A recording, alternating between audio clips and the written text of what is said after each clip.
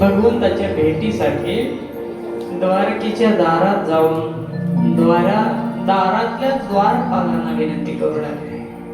सांगत होते की मी श्रीकृष्णाचा सखा आहे, मित्र आहे, एकदा जाऊन सांगा.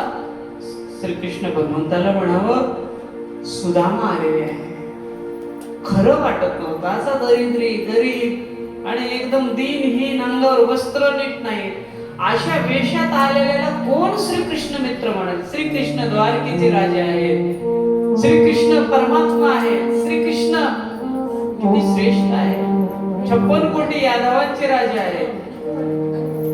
असा कसा मित्र होऊ शकतो त्याचा? द्वारपालाने सुदामाचं शेवटी ऐकलं आणि देवाला जाऊन सांगितलं. नाव ऐकल्याबरोबर भगवान धावत आले, सुदामाला घट्ट मिठी मारली, उचलून घेतलं आणि सुदामाला सिंहासनावर बसून देवाने डोळ्यातले अश्रू सोबत सुदामाचे पाय धुतले. डोळ्याचे अश्रू, दाताच्या चिमटीनं काटे पायातले काढले, सोन्याच्या सिंहासनावर बसवलं. देवाने स्वतःचा मुकुट काढून सुदामाच्या गळ्यात घातला, स्वतःचे हात सुदामाच्या गळ्यात घातले. देवाने एवढं सुंदर सजवलं आपल्या सुदामाला आणि एवढं सजवून विचारू लागले, सुदामा कशी आहे तुझी परिस्थिती? छान आहे ना तुझा दिवस? आता सुदामाची अवस्था पाहून देवाने विचारायलाच नाही पाहिजे होत, कारण हाडं दिसू लागली. अवस्था सांगायची काय गरज आहे? सुदामाने सांगितलं, देवा तुमच्या कृपेने माझ्या घरी सारं सुख समाधान आहे, मला काही कमी नाही. रुक्मिणी बाजूला बसून देवाला पाहून म्हणू लागली, देवा ज्याच्या घरी काही कमी नाही ते तुमच्याकडे मागाले आणि ह्यांच्या घरी काहीच नाही तर हा म्हणतो तुमच्या कृपेनं माझ्या घरी काही कमी नाही. भगवान म्हणले की हा संतुष्ट आहे, हा माझा भक्त आहे आणि माझा भक्त कधी पैशानं संपत्तीनं कधी श्रीमंत नाही, मनानं श्रीमंत आहे. सुदाम देवाकडे पाहून देव म्हणले, मग तुझ्या घरी काही कमी नाही, काही कमी नाही, मग मला खायला काही आणलाच शिल ना तू? म्हणजे हो, तुम्हाला रिकाम्या हाताने मी कसं येऊ देव? एका पुढे सोडलं महाराज. सुदामा तर देत नव्हते, पण देवानेच हेच काढून घेतलं. पाहता तो देवाने पाहिलं ह्याच्या घरी पोहे देखील घरचे नाही तर 17 घर मागून पोहे आणलेले आहेत. म्हणजे बघ माझा सुदाम, एक मूठ खाल्ली देवाने आणि देवाने द्वारकेचं राज्य देऊन टाकलं सुदामाला. दुसरी खाणार इतक्यात रुक्मिणी धावत आली. रुक्मिणीला वाटलं मलाही देऊन टाकतील, लक्ष्मी दान करून टाकते म्हणून दुसरी मोठी खाण्याच्या आधी देवाने रुक्मिणीस काढून घेतलं आणि स्वतःही खाल्लं, बाकीच्या राहण्याला. एवढं दिवस सुदामाला देवाने दिसू दिलं नाही काही. इकडं 4 दिवस सुदामाला थांबवलं, 4 दिवस सुदामाला थांबवून सुदामाच्या गावाकडे नगरी सोन्याची करून टाकली. ईश्वरकर्माला सांगून सोन्याचा महाल केला सुदामाच्या झोपडीच्या जागी आणि एवढं संपत्ती दिली, पण देवाने शब्द काढला नाही. 4 दिवस झाले की सुदामाला एकच चिंता होती, खूप खाला प्याला काही कमी नव्हतं, पण घासच तोंडात जात नव्हता, कारण सुदामाला माहित होतं की माझी पत्नी, माझे लेकरं बिना पाण्याचे. देव म्हणले, सुदामा अरे जेव की. देवा मला हे खायची सवयच नाही, देवा मला हे पचनच होत नाही, देवा मला खावाच वाटत नाही. देव म्हणले, खावा वाटना की पत्नीची आठवण येल्या, लेकराची आठवण येल्या? सुदामाला हुंदका आवडला नाही. नाही देवा, माझी पत्नी खूप संस्कारी आहे, धर्मशील आहे. सुदाम देवाने समजून सांगितलं देवाला, परंतु देवाने मनातला भाव ओळखला. सुदामाला सांगितलं, सुदामा आता 4 दिवस झालं, तू जा तुझ्या गावी. जाता जाता गळ्यातला मुकुट, गळ्यातले सोन्याचे अलंकार, डोक्याचा मुकुट काढून ठेवून जा, कारण वाटणं चोर आहे बरं का, तुला लुटतील आणि कारण त्रास देईल. देवा पण माझे कपडे, फाटके कपडे देवाने तिजोरी जपून ठेवले होते, ते आणले कपडे. सुदामा म्हणले, हे तुझे कपडे. जसे आले सुदामा तसेच काठी आपटीत आपटीत गेले. लोक म्हणाले, देवानं कंजूसपणा किती केला, अरे सुदामाला काहीतरी द्यायचे का, आमटी तरी द्यायची होती.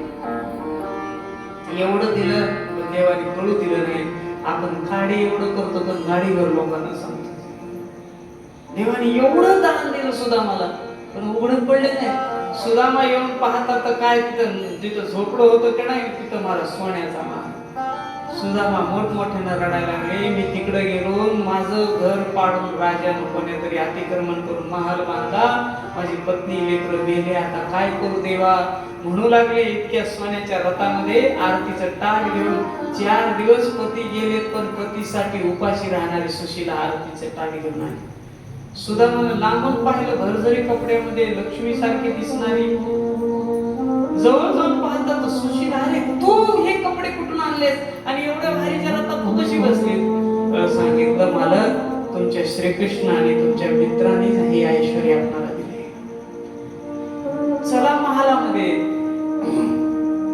सुशीलेकडून वचन घेतलं, तुला जर तुझं कुंकू जिवंत पाहायचं असेल तर मला महालात नेऊ नकोस, मला झोपडीतच राहू दे. काय सेवा करायची तर तू महालात राहा, मी मात्र झोपडीत राहून भजन करतो. महाराज सुदामाची झोपडीच आहे ना, आजही तुम्ही पोरबंदरला गेलं तर सुदामाची झोपडीच आहे. सर्वात गरीब कोणतं मंदिर असेल तर सुदामाचं मंदिर आहे. आपण पाहिले सुदाम देवाचं मंदिर द्वारकेच्या यात्रेमध्ये, सर्वात गरीब, काही नाही तिथं. आजही सुदामाला कच्चे तांदूळ पोहेच खावं लागतात. म्हणून सुदामानं मात्र आपलं ऐश्वर्य देवाचं स्वीकारलं नाही. पुढं भगवंताच्या खूप मधुर कथा आहे, सुभद्रा हरणाची कथा आहे, वेदस्तुती आहे. भृगु ऋषीकडून देवाची परीक्षा घेतलेली आहे. आणि एकादश स्कंदामध्ये यदुवंशाला श्राप लागला. देवाचा एक पुत्र होता साम नावाचा, सत्यभामेपासून झालेला, थोडा स्त्री सारखा दिसत होता. त्या सामला बाकीच्या पुरुष पोरांनी बाईचा स्त्रीचा वेश धारण करून पोटावर चिंध्या बांधून गर्भवतीचं सोंग करायला लागला. आणि नेऊन साधू पुढे उभा केलं, सांगितलं मुलगा होईल की मुलगी, ही आमची बहीण आहे. देवीने अंतर्दृष्टीने पाहिले, म्हणले अरे मोठ्याचे लेकर आहे, देवाचे वंशी, तुम्ही पुत्र आहेत, पुत्र पौत्र आहेत आणि तुम्ही अशी चेष्टा करता, साधूची अपमान करता, निघून जा इथून. ऐकलं नाही महाराज. म्हणून साधूला राग आला, त्याने श्राप दिला, त्याला मुसळ होईल, कुळाचा नाश होईल. हा गंधारीने दिला होता श्राप, देवाचं कुळ नष्ट व्हायचं. कारण ती पांडवांना श्राप देणार होती गंधारी, पण देवाला वाटलं पांडवांना श्राप देण्यापेक्षा देव समोर आले आणि म्हणू लागले, मी जर प्रयत्न केले तर युद्ध थांबवू शकलो असतो, पण मीच युद्ध थांबवलं नाही.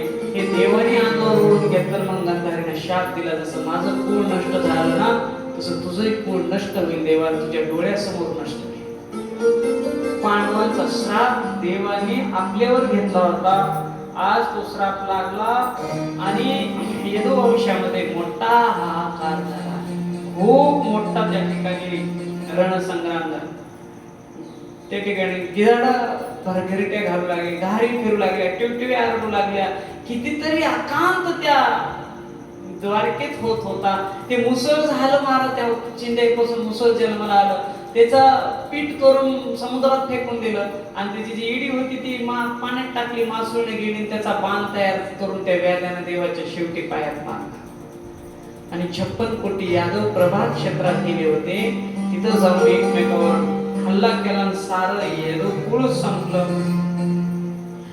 अनेक प्रकारच्या दशमस्कंदामध्ये वर्णन केलेलं आहे.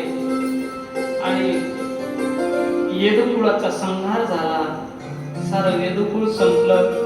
पुढे द्वादश स्कंदात कलियुगातल्या राजाचं वर्णन आहे, राजधर्माचं वर्णन आहे. 4 प्रकारचे प्रलय सांगितले, नित्य प्रलय, नैमित्तिक प्रलय, आत्यंतिक प्रलय आणि महाप्रलय. असं 4 प्रकारच्या प्रलयाचं वर्णन सांगितलं. मार्कंडेयाची तपश्चर्या, मार्कंडेला मायेचं झालेलं दर्शन, भगवान शंकराचं दर्शन प्राप्त झालेलं आहे. तसंच देवाच्या आयुध, वस्त्र, अलंकार याचं वर्णन केलेलं आहे. आणि शेवटी अंतिम उपदेश भगवान श्री शुकाचार्यांनी राजा परीक्षितीला दिला. आणि परीक्षितीला अंतिम उपदेश देताना राजाने सांगितलं, राजा पहा, तुला जसं आता इतके दिवस मी ह्या 7 दिवसात कथा सांगितली, काय वाटतंय राजा तुला? त्यावेळेस राजा परीक्षिताने हात जोडून सांगितलं, गुरु महाराज, मला एकच वाटतंय की आता नित्य श्रीकृष्णाच्या लीलेत मी कधी जाईल. मला आता उत्सुकता निर्माण झाल्या, तुम्ही एकदा का माझ्या जवळून गेलं तर मी धावत त्या ठिकाणी कधी या शरीरातून प्राण बाहेर येतील आणि कृष्ण चरणांमध्ये विलीन होतील याची मी वाट पाहत आहे. शुकाचार्यांनी परीक्षितीला 3 वेळा पाहिलं, डोक्यावर हात फिरवला आणि आपल्या गुरुला 3 वेळा परीक्षितांनी वंदन केलं आणि वंदन करून शुकाचार्यांच्या मुखातला अंतिम श्लोक आहे, नामसंकीर्तनम यस्य सर्व पाप प्रणाशनम प्रणाम दुःख शमनस्तम नमामि हरिं परम. नमन केलं, शुकाचार्य उठले, जसे आले होते तसे शुकाचार्य निघून गेले. बोलिये शुकाचार्य भगवान की. आणि इकडं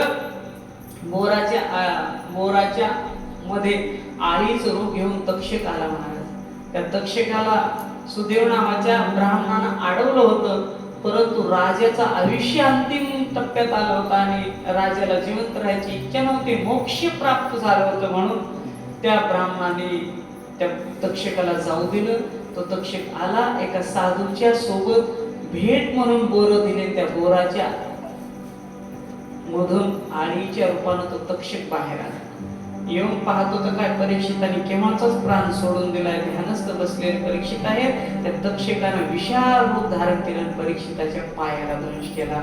दंश केल्याबरोबर परीक्षिताचं शरीर जळून भस्म झालं आणि शरीरातून पंचप्राण निघून वैकुंठाला चतुर्भुज रूप धारण करून ब्रह्मदेवाला हे आश्चर्य वाटल, एवढं दिव्य मोक्ष प्राप्त झालं. राज्ञ मोक्षदता वीक्ष पुरा धाता विस्मिता. अतिशय भयानक मोक्ष प्राप्त झाला. ब्रह्मदेवानं आणि इंद्रचंद्र आदी देवाने परीक्षिताच्या अंगावर पुष्पवृष्टी केली.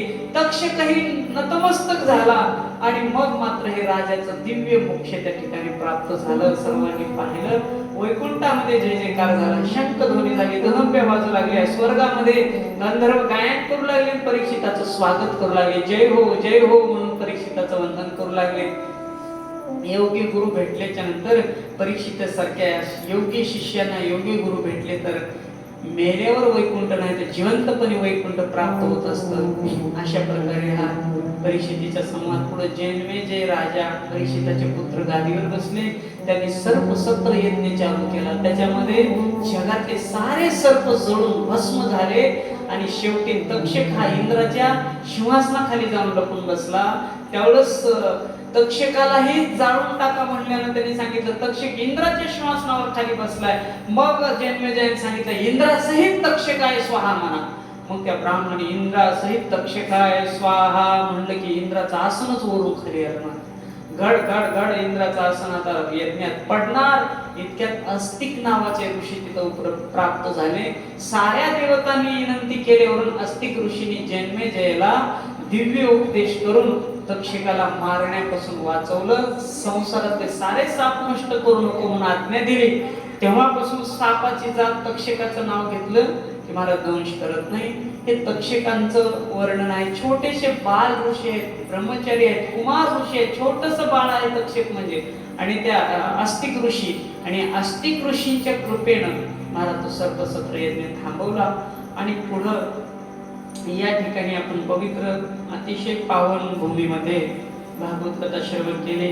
परमपूज्य आदरणीय या ठिकाणी भगवंताच्या कृपेनं ताईंनी हे कथेचं आयोजन केलं होतं आणि त्यांच्या पतीच्या प्रित्यार्थ वैकुंठवासी अंबादासराव गणपतराव कदम यांना हे 3रं वर्ष आहे आणि आपल्या पतीच्या पुण्यतिथीच्या प्रित्यार्थ त्यांनी ही कथा पहिली घरी केली, दुसरी नैमिषारण्यात केली आणि तिसरी सुक्ता या ठिकाणी केली. तर आज या कथेसाठी त्यांचेच वैकुंठवासी कदम साहेबांचे भाऊ आपल्या सर्वांना आपल्या गाडीमध्ये हे दोन्ही यजमान आहेत बरं का. हे 3रं वर्ष आहे. दोघं पती पत्नी यजमान म्हणून आपल्या भावाच्या कथेचे यजमानत्व त्यांनी दोघांनी स्वीकारले. परिस्थिती चांगली नसताना, त्यांना त्रास होत असताना, दोन्ही फासून दुखायला म्हणून कदम साहेब म्हणले होते मला महाराजमध्ये यायचं खरं नाही, ताप आले होते.